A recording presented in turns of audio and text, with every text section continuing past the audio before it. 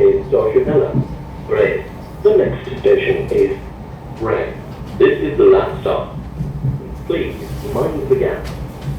All right then, tea or coffee, anybody? Who's got a preference for, say, tea? I do like. I like coffee, okay, because it's like the new. We did away with holy water in Ireland, and we took on coffee, okay, and so they only started putting them in the front of the church. Brilliant. And then what I would say is, I for tea for thirst, okay, tea for thirst, and tea for warming you up.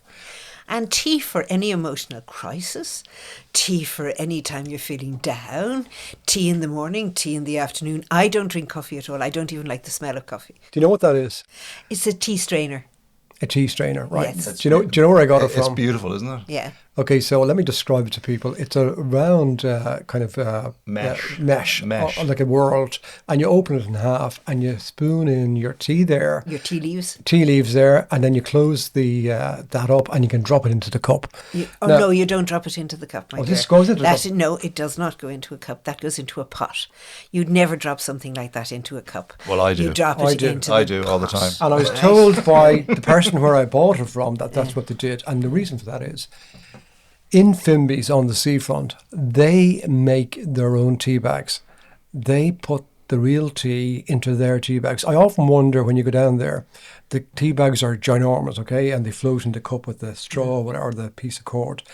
And the reason for that is Mr. Fimby himself showed me, I said, the tea is lovely here, and he showed me that they have tea bags that can open up like a pillowcase, that they spoon in the tea. And I went, that's great. And he was going to sell me a box of the tea bags. But then he said, there's an alternative. He said, these things here. And it's a kind of lovely metal thing. You can open it up. Yeah, I have one at home. And that's where I got it from. But that's why the tea is nice down there. Well, that's very interesting. I tend not to go out for tea because I always think I have so much tea at home. But I do have one of those at home. And we were always taught it went in a pot. But I'm glad to hear people use it in a cup as well. Yeah. Well, on that note, put the kettle on. Welcome to Bray Talking Heads.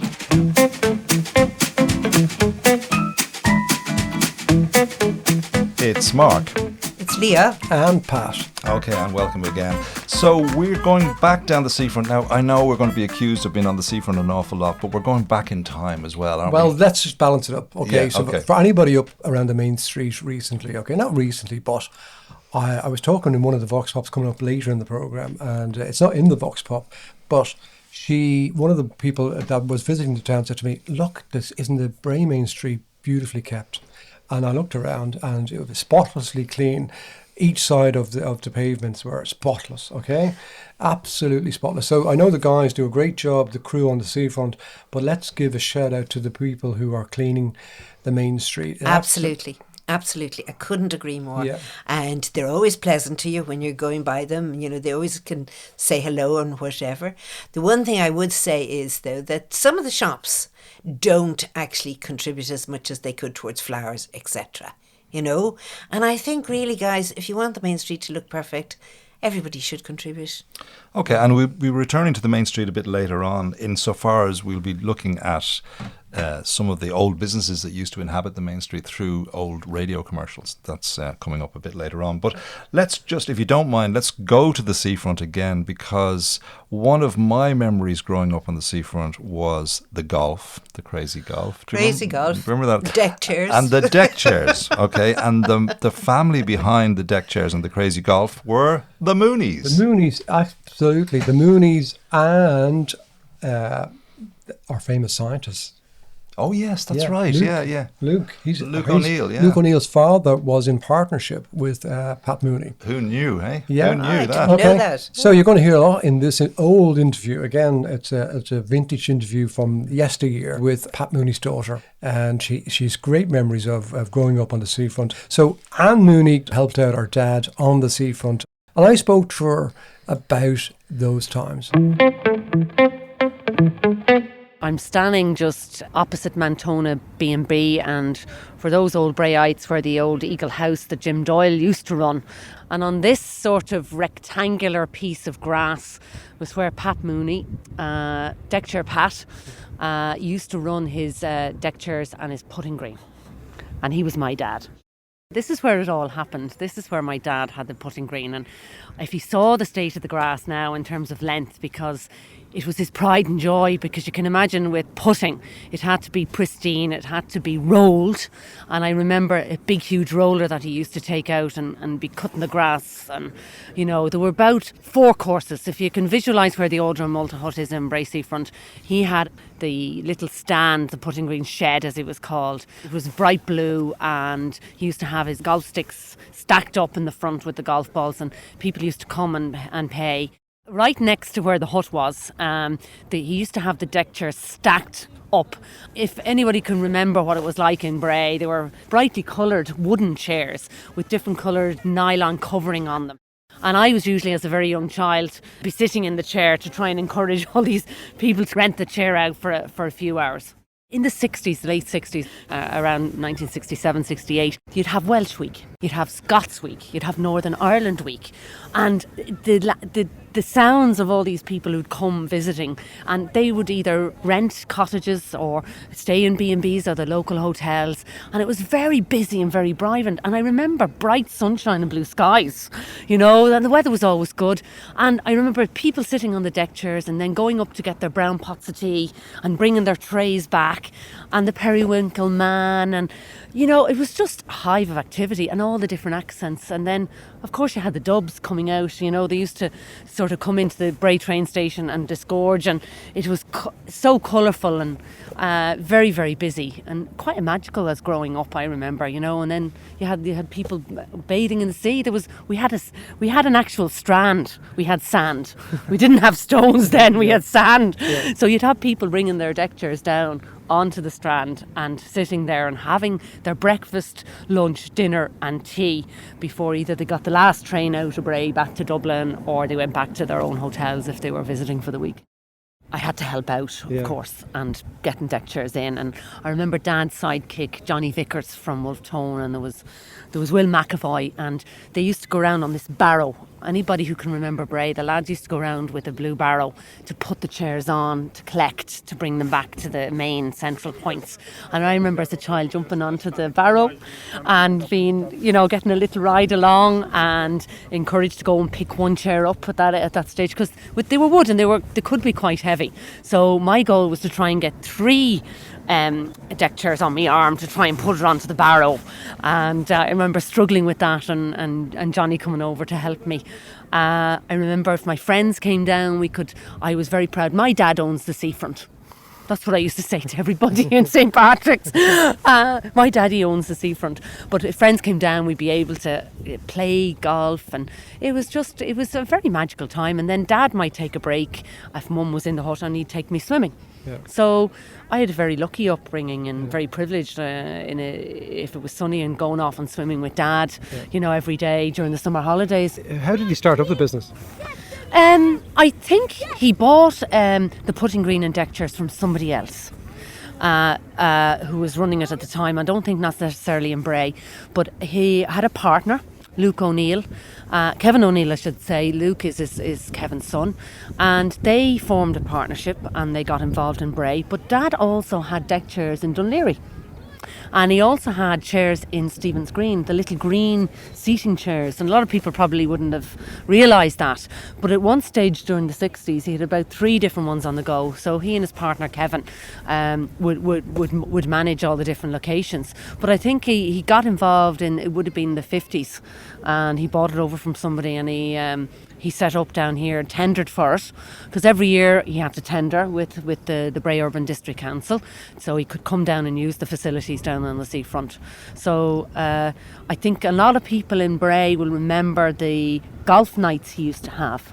He used to have tournaments, and there used to be those lovely silver cups, and he'd all those who were very interested in golf before there were golf clubs and membership of golf clubs. They'd come down and they'd be competitions at night down here, and You know, it was a great atmosphere. How did it start to wind down, and was it in sync with the rest of Bray or the Seafront I think area? it was a question of moving with the times. But I was living in England and my brother had emigrated to Canada, and I think Dad logically probably didn't see that. I'm sure he would have liked to have handed it over to his family, and at that time we had different careers and we were in different directions. And I think I think when he retired down here he was about 75 and he was still going strong. Now, he didn't do the deck chairs. He sold the deck chairs off about, I'd say, when he was about in his mid-60s, and but he kept the putting green on. And then I think he sold it off to somebody when he retired, and it was run for 1 or 2 years after that. Yeah. And then I think it phased out. There wasn't the demand, and you know, times had changed, and all these different holidays, people weren't perhaps as interested in the weather. Maybe, you know, because it's very weather reliant. Even when he retired, he was down here twice a day, and people will remember the tall man with the cap, very like Basil Rathbone, and he used to walk the promenade up and down and tip his cap to people that he knew. So he'd come down, even though he might have retired, he'd come down twice a day, every day for most of his life, and he loved Bray. He was passionate about it, and he loved this seafront very, very much. That's a lovely story, isn't it? Absolutely. Yeah, Absolutely. a man immersed in Bray. I was just thinking, if he applied for that every year to the council, I mean, what if he lost that franchise? You know, Yeah, would have been devastating for him. Isn't it the same with the kayaks? It is the same with the kayaks. Yeah, but the You have to kiosks apply at least were every year. always they're always in transition. I mean, some people, obviously the same people applied every year. I think they used to go to auction. I don't know if they did. They used to because they shared them with all the auctioneers in Bray, because my father was one of the auctioneers at one stage, so I remember that. But yeah, I mean, unbelievable to make your living from deck chairs on the seafront. Who would have thought? I remember those deck chairs. I remember the stripes. And I don't know if anybody else remembers, but the same material, now I didn't think it was plastic, I thought it was canvas. Was used on people's doors. That's right. To stop the paint from peeling and in the the sun. sun. There The is still sunshine, one yeah, door. that's There right. is still one door down there, down from Data. There's a lovely garden on the house, and a lovely door, and they do decorations at Easter, and they put the striped the canvas thing on the door. canvas. Isn't that It's lovely. beautiful? I Yeah. think that And just my golf- grandmother and- always did it. And golf tournaments on the seafront. I mean, I remember as a young fella, the big thing was you hit the golf up and then you get the ball and go back. You thought you were doing great to go back and start again somewhere, or jump back a hole or whatever. Yeah. Did you get a putter? I'm trying to remember what you got. putter, I think. Yeah. Yeah, you got a putter. Yeah. And then she mentions it would be Martin's tea up the laneway there, St Mary's Cottages. People went across and got pots of tea. I remember doing that after swims. Did you? And the Yeah, name swim with- wasn't the name on the pot. Yeah. Yeah, hand and then painted you bring on. it back. And then you yeah. bring it Yeah, back. bring it Martin's. back. Yeah, health and safety. Oh, but it was lovely. If you were frozen after a swim, and you could often be, to this day, absolutely frozen after a swim. Yeah.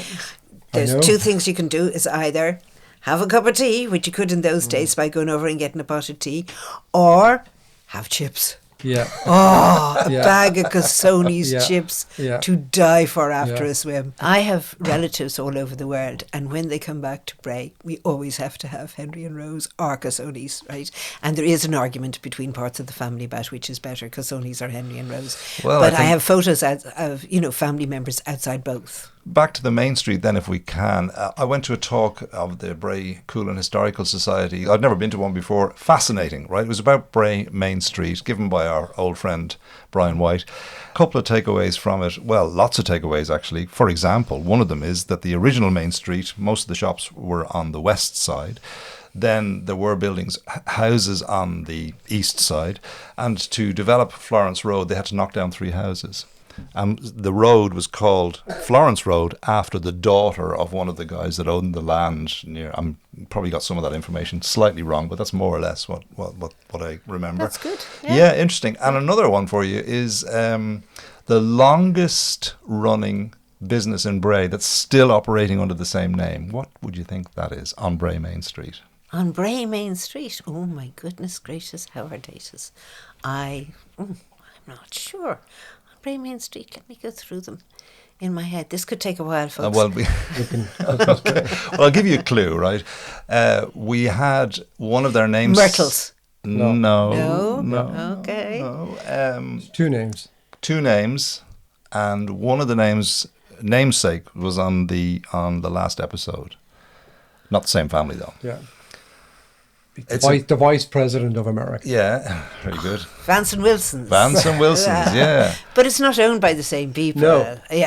No, but it's still operating under the same name. Absolutely. And they were related, the Vances were in some way related to James Joyce. Yeah. Is that right? Yes, so I believe. Interesting, yeah. I mean, it was the O'Brien brothers did it as a chemist, for for in the years 70s, and years and probably years. 70s and 80s. Oh, no. I think even they went back further than that. Yeah. I mean, my brother and I know other people that worked there, they always used to take, people on, which was fantastic for summer jobs or Christmas jobs. And they used to make their own teething syrup. Wow. Yeah. It was gorgeous. Because my sister is much younger than me, and I remember it was gorgeous. Yeah, it was probably absolutely gorgeous. You were probably hooked on it. We used to take spoonfuls of it. Yeah, you were probably addicted to it in some way. Was it always a chemist, Mark? I think so, and actually one of the other things I remember is they sold paraffin oil. That was one of their big things, was they sold paraffin oil. So there you go. But they sold a lot of stuff and they made a lot of stuff. And Malachy was the qualified pharmacist. They were twins, but they weren't identical. But what a lovely pair of people. I mean, I remember one day, about 8:30 in the morning, there was a knock on the door, and there were the two of them, and they said, "We were just wondering, is your sitting room still the same?" Because they'd been in my sitting room many years ago, and in they came and said, "Oh yeah, no, it's exactly, we were discussing it, and it's exactly the way we remember Frank having it." Frank was my father. Yeah. The preservation order still on it. Still have to dust it. Okay. Well, while we're on the subject of the main street, I mean, so many of the old businesses and shops were centred on the main street, and we thought we'd just take another little quick trip down memory lane, and this ties in once again with this BLB podcast that I've been working on, and these are the ads from people who ran ads on BLB. Just hearing those names alone might bring some people back. So we'll be back after the break. For a right royal place to grab a takeaway, try Regal Fair and Bog Hall Shopping Centre. Your life, your wife, your future. Isn't it worth protecting them? Find out how from Eugene Corrigan Insurances Limited, 68 Main Street, Bray. You can call for a free trial visit to Bray's gym at the rear of Dawson's Amusements Limited, Strand Road, Bray. Rory Sheehy Footwear, Three Guys Shopping Centre, Bray. These and hundreds more gift ideas now at Mr. T, Queensborough Road, Bray. A 4-course lunch is only £4.50 plus service. Hunt's, Main Street, Bray. Michael John Menswear, the out-of-town shop for the man about town. Michael John Menswear in the Bray Shopping Centre. The local store that offers you more is Grove Stores. Cyril Dunn has the biggest and best selection of outsizes in Bray for full figure fashion and that smart young look. Go no further than Cyril Dunn Fashions, 99 Main Street, Bray, opposite Woolworths. There's one name that stands out in motor accessories. B&R Auto Factors are just open in Lower Doggle Road, Bray. The Bray Snooker Centre, 75 Strand Road, is the place for snooker in Bray. After a brisk walk along the seafront, why not stroll into the comfort of the lounge with its log fire at the Bray Head Hotel? At the foot of Bray Head on Seafront Bray, the Bray Head Hotel. The Royal Hotel Bray present their new 1983 Christmas Spectacular. Ring out the bells with cabaret and dancing starring Chris Casey, Edmund Brown, Jacinta White, Ben Fox, the Fiddler Leprechaun, Len Daniels, and your host and compere, Joe Cahill. All at McKeown's, 29 Main Street, Bray. Call to Flood Engineering, rear of 90 Main Street, Bray. For courtesy, service and personal attention, call to John Thormy, Queensborough Road, Bray. Big Falls Road. Strut down and spring into style with the latest gear at Allen's, Main Street, Bray. Do you know what? It might be easier to name the number of businesses that are still in existence rather than those that are gone, because most of those are gone, I think. Yeah, most of those are gone. Any memories jogged there in that list? No, I was kind of a bit overwhelmed. There were so many of them. I remember Allen's because the quality of the clothing in it was always absolutely excellent, right? I remember Cyril Dunn's, for all the wrong reasons. I went in one time to buy a pair of jeans because I had saved and saved and saved, and they didn't have them in my size, and they sold me a size too big, and of course I never really wore them after that, and that was all my good savings gone. And didn't Cyril Dunn have some magical there was meant to be accessories in the shop? Yeah. There was rumoured to be a magic mirror upstairs that when you stood in front of it, it made you look slimmer. And then another rumour was that the girls could actually bunch in the skirt at the back of the coat and say, "Oh, that looks lovely on you. It fits you to a T," you know. Well, I think that's might have what happened with me and my jeans. I remember Cyril sat at the foot of the stairs. He did the cash and always had the radio on there in the background. So that was the fashion salon, and then you had next door Allen's, and you went in to buy the gear in there. Now talk about the service, okay? And then when you went up afterwards, they'd say, "Would you like a shirt?" And you probably wouldn't be in the market for a shirt, but that'd be lovely, and they'd pick out a tie or something to go with that. And then they might even say to you, they'd add it up and say 35, 45, and then they might take a fiver off something or whatever. Oh no, they were very good at that. Yeah, they were very good. Or they'd throw in a tie. Yeah, you know, yeah. You know, maybe nobody else wanted, but really they'd throw it in. Personal service. Oh, it's lovely. Yeah. It was absolutely lovely. The shops are part of the community. Okay, so like it's the main street socialisation. It's one of the big things that people say. If you want to live a long life, apart from now doing not the Mediterranean diet, but the Tanzanian diet or whatever it is now, is to meet people. And you run into people with a bit of banter on the main street or the streets opposite of whatever. That's what a town is. And you won't get that in the big emporiums of Dundrum. Let's be local guys. No, but I'm not trying to be a killjoy here or anything. I totally agree with the sentiment of what you're saying, but there's also a commercial reality that has to prevail as well, because those shops have to pay rent and pay staff. So how one engenders that or revives that, I really have no idea. Well, I think the teenagers all meet each other. And they have more friends now than they ever had because they all go to Dundrum. Yeah. So you can't say that sort of socialisation is not happening. It mightn't be happening for older groups. I don't know what sort of research has been done, but it would be really interesting to see any research that is out there. Because in the States, certainly, there's a whole Main Street movement now because an awful lot of the small towns have lost their main streets. And I think even Bruce Springsteen has a song about it, doesn't he? He does, yeah. He's a song about everything else. So. Everybody regrets the loss of the main streets. Yeah. The other thing as well, which we should talk about, I know we chatted about it before we started recording, and that is, you know, a lot of these businesses were family businesses, and it's not always going to be the case that the sons and daughters of those shop owners are going to step into their parents' footsteps. I think that's a much older model.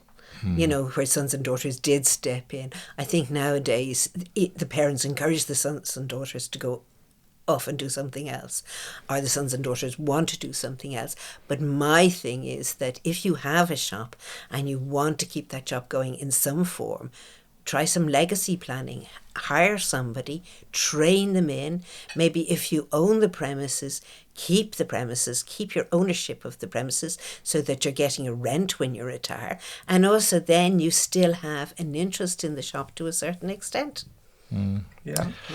Okay, so back to necking, maybe. I'm certainly dating anyway, because last time round you're obsessed with necking now. I should never have mentioned that word. You started it. I'd say there's people listen to us who don't know what that means. Okay. I thought we got an explicit answer the last time. No, if you've got young kids listening, don't. God, okay, so what it is? I never was involved in it, but what it was. Do you really want to go there, Pat? Two people of attraction, okay? They got together and one craned their neck around the other one's neck, and the person who was the kind of innocent party perhaps was glazing out somewhere. He knows a lot about it, doesn't he? And the other person then would like a vampire of a film, would latch onto their neck in some sort of, is that what it was? And then they come in. No, that wasn't it. No. I thought then they come into school the next day with their shirts hanging open. Oh, hickeys. Is that what that was called? No, that would not. Okay, so what is necking then? Jeez. I don't know what necking. Spooning. Okay, so I think I know what that is. Okay, so necking is kissing on the neck. No. It's just kissing. Kissing. All right. Kissing. Nothing Yeah. to do with the neck. The tone Nothing of this to do with the tone neck. of this podcast has plummeted. All right. Totally, and it's all your fault. So Pat. the vampire thing was the hicking. Yes. Okay, Yeah. and necking I just never kissing. got one of those. dear. Yeah. Thanks be to God. I Yeah. never would have allowed somebody to do that to me. Order. Now, back to dating. Yes. From a more sedate time, an innocent time. Last time round, we had the lads eyeing up the girls sitting on the wall opposite Dawson's, I think it was. This time round, Pat, what have you got for us? Yeah, so I ventured out with the tape recorder again. My travels up around the Main Street area, and I wanted to ask people, if you were to take somebody out on a date, either a first date or a date in Bray, where would you recommend? That's a very good question, Pat. At this stage of the game, I wouldn't know, because there's no nightclubs anymore. They're all gone. Certain pubs down the beach, whatever, yeah, maybe. But there's no cinemas, there's no nothing. So No Cliff Walk. Exactly, there's nothing. Can you remember a date back in the day where you might have went to? Back in the day, the one favourite place to go was the zoo. The zoo? Yeah. So you left Bray to go to the zoo? That's right, yeah. It's like you bring the date there. Just a day out, and then we go for a bite to eat and whatever after that. You'd have gone somewhere like, I suppose, the what is now the Martello. You'd have gone to the Holyrood, you'd have gone to the Royal, you'd have gone to O'Shea's, as people will know it later on, you know. I think the culture would have been more the cinema then, so the Royal Cinema it would have been. Like, I don't drink, yeah, right? So most of dates are all around drinking and that kind of thing, so I'm not into that. I would take a girl on a date to a used bookstore or a second-hand bookstore, and then you start talking about what your favorite books are, what your favorite characters are, and that kind of thing. Then you go for coffee, and then you can go and like look at maybe art. I like nice restaurants. I don't think there's any nice restaurants in Bray. Yeah. There's a few, but not that many. Maybe Platform. Yeah, Platform, yeah. The food there is nice. Where did you go on your first date? We actually met in the beach house in Greystone, and our second date was the Martello in Bray. Was it? Yeah. And how did they compare? Well, there was no dancing in the Martello then, and there wasn't the beach house, but there's no dancing now anyway. Oh, yeah. Yeah. So you met him 10 years ago? Yeah, well, we're together 11 years. We're married 9. Yeah. Yeah. There's a sushi restaurant.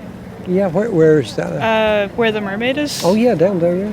So you could probably go there first and then to the Mermaid? Probably, yeah.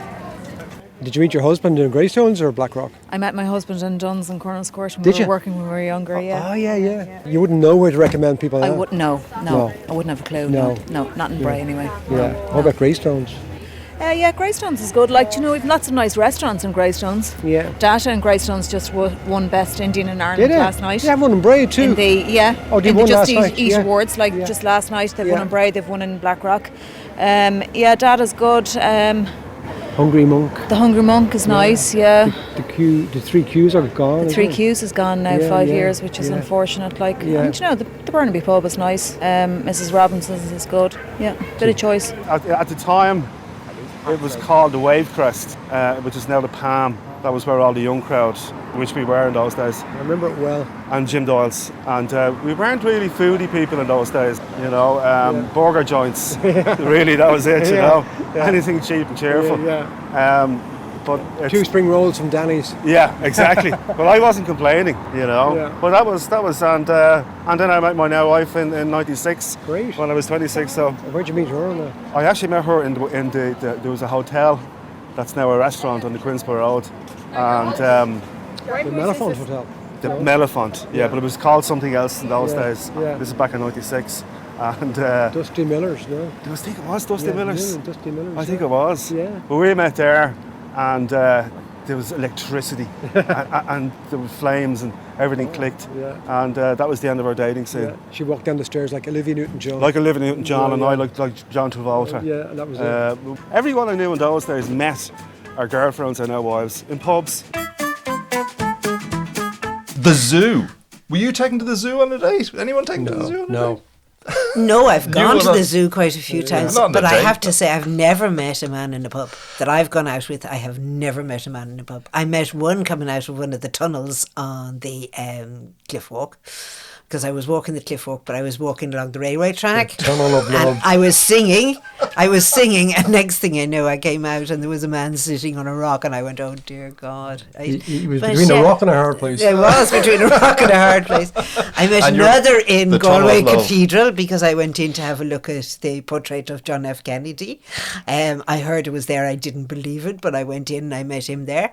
I met people in weird. I'm just wondering, bringing someone to a bookstore. I mean, is that? Oh, I'd do it in a Is flash. that a euphemism for something? No, no. Okay. I would bring somebody to a bookstore because I think bookstores are just wonderful. How do you get to know each other in it? But you have to be kind of because you're chatting, and then you don't have to be hushed in a bookstore. You're chatting and you're talking and you're saying, do you like this author or do you like that author? I had a fascinating encounter actually in Bray on the main street a while ago. And did he ask you out on a date? No, he didn't.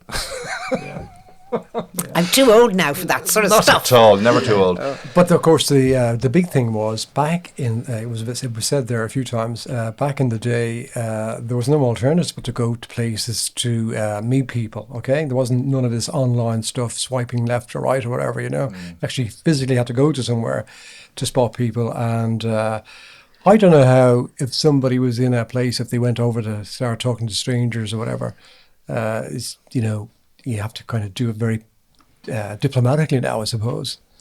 Oh, very diplomatically, yeah. But you'd be eyeing them up first. And then do you remember, the way Florence Road, and then you go down along Eglinton Road, up the Queensborough Road and back onto the main street. So you'd see somebody, right? And you'd know that they were going to turn down the Florence Road. So you'd dash down the... Head them off. Yeah, you'd dash down, right? The Queensborough Road or whichever, right? Around the corner so you could bump into them because they'd be ahead of you. I see. Yeah, and then give them the eye. Yeah. Give them the come to the bookshop eyes. Okay. I did meet one of my ex-boyfriends in a bookshop actually in Limerick. Yeah, I think there was a song, Mark, wasn't there? The day at the zoo, somebody had it out years ago. We're all going to the zoo tomorrow. Or the elephants. Me and the elephants still remember you because they went to the zoo on their date. Yeah. And they never called it the zoo in Dublin. We always called it the Azoo. Yeah. You're going to the Azoo. So maybe if anybody has interesting stories, they'll go onto our social sites and let us know, or you can email us. All the addresses will be at the end of the programme. And we're hoping to get one or two people to kind of extrapolate on that first date in Bray to talk about when they went into a place, Back in the day when I was going, just say the Jasmine House, now one of the original places. And it was blue or white. That's all it was. The wine. There was no alternatives. Okay, blue wine. Yeah. And then if you were out in the street, the only street food we knew was like Danny spring rolls. Which were amazing. Amazing. Yeah. Really I was in Nice there a few times, and I came across this place that had a replica, and I said it to the other half. I said, you know what? We should nearly ask them to bring this back to Bray. Because we went back twice or whatever. It was like Danny spring rolls, probably nicer. But you probably remember, Henry knows, the mega burgers that you used to get with all the things on it, Mark. There was pineapple, fried egg, onions. I never had one of those, there was like, fairness. You could order off the whole thing. Oh, I remember. They were great. And they were like, I don't know, £2 or something. I never had one of those, in fairness. The thought of it even. Well, anyway, more spring rolls and dates and more. Maybe we might drop necking for the next episode. Anyway. Well, we'll use it in a more discreet term. Okay. I think it's probably the way, because it's not going to happen. Okay, it's time for a real cup of tea, guys. Okay, and on that note, goodbye for now. All right. Goodbye. Bye. Thank you for listening. You've been listening to Bray Talking Heads, stories from a seaside town. To contact the show, email braytalkingheads@gmail.com. Follow us on Facebook, Instagram and Blue Sky at Bray Talking Heads. Bray Talking Heads. History, stories, opinions and conversations. A podcast for Brayites everywhere.